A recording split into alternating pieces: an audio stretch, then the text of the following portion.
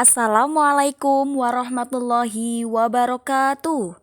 Teman-teman, di sini saya akan sedikit menceritakan tentang pra-Islam dan Islamisasi membumi di Cirebon, mewakili kelompok 1. Sebelum itu, saya akan menjelaskan tentang bagaimana Cirebon ini lahir. Cirebon, kota yang terletak di pantai utara Pulau Jawa, Indonesia, adalah suatu tempat yang mencerminkan kekayaan sejarah dan budaya yang melampaui batas zaman. Kota ini memainkan peran penting dalam perjalanan sejarah Indonesia dan sebelum agama Islam tiba di wilayah ini. Cirebon telah menjadi pusat budaya dan kerajaan yang kuat. Ini membuat kita kembali ke masa-masa pra-Islam di Cirebon, mengungkapkan pesona geobudaya kota ini, mengulas peran berbagai kerajaan yang pernah berkuasa dan menelusuri makna sejarah yang terkandung dalam Pedukuhan Tegal Alang-Alang. Sebelum masuknya agama Islam, Cirebon adalah rumah bagi beberapa kerajaan yang berkuasa dan berpengaruh. Di antara kerajaan-kerajaan ini adalah Kerajaan Tarumanegara yang terkenal karena prasasti Batu Jaya yang merupakan salah satu bukti tertulis tertua tentang sejarah Indonesia. Selanjutnya, Kerajaan Galuh berperan penting dalam penyebaran agama Hindu dan Buddha di Pulau Jawa.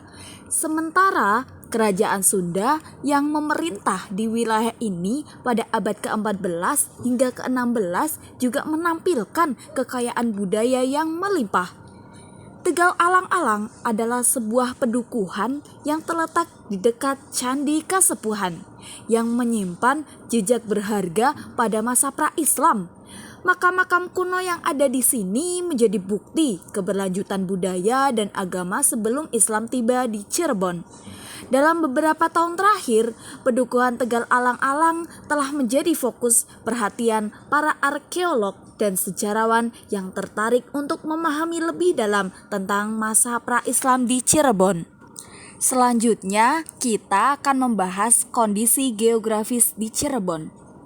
Sebelum lahirnya Cirebon sebagai kota seperti saat ini, Cirebon adalah sebuah pedukuhan yang berkembang menjadi negeri, kemudian menjadi sebuah kerajaan.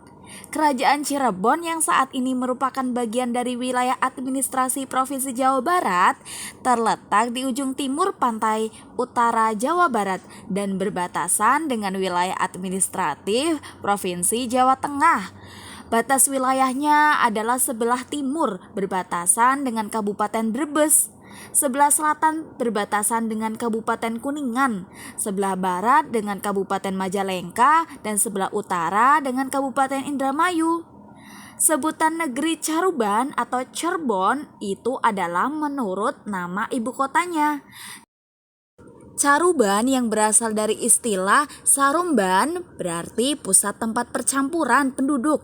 Hal ini karena letak Cirebon yang merupakan kota pelabuhan yang sejak abad ke-15 Masehi sudah ramai sebagai jalur perdagangan internasional.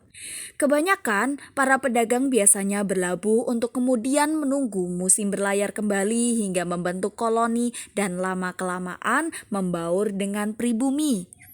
Cirebon pada awalnya adalah sebuah daerah yang bernama Tegal Alang-Alang yang kemudian disebut Lemak Wungkuk dan setelah dibangun oleh Pangeran Walangsungsang diubah namanya menjadi Caruban. Nama Caruban sendiri terbentuk karena di wilayah Cirebon dihuni oleh beragam masyarakat. Sebutan lain Cirebon adalah Caruban Larang. Pada perkembangannya, Caruban berubah menjadi Cirebon karena kebiasaan masyarakatnya sebagai nelayan yang membuat terasi udang dan petis. Masakan berbahan dasar air rebusan udang atau cairebon. Menurut kitab Purwaka Caruban Negari, Cirebon dulunya bernama Dukuh Caruban. Dukuh Caruban adalah dukuh yang dibangun oleh putra mahkota Pajajaran.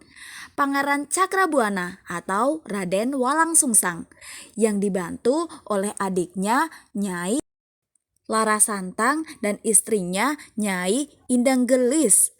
Pangeran Cakrabuana membuka pedukuhan atas perintah gurunya, yaitu Syekh Nurjati atau Syekh Datuk Kafi pada tanggal 1 Suro tahun 1358 tahun AJ atau Anno Javaniko, sebutan nama di tahun Jawa.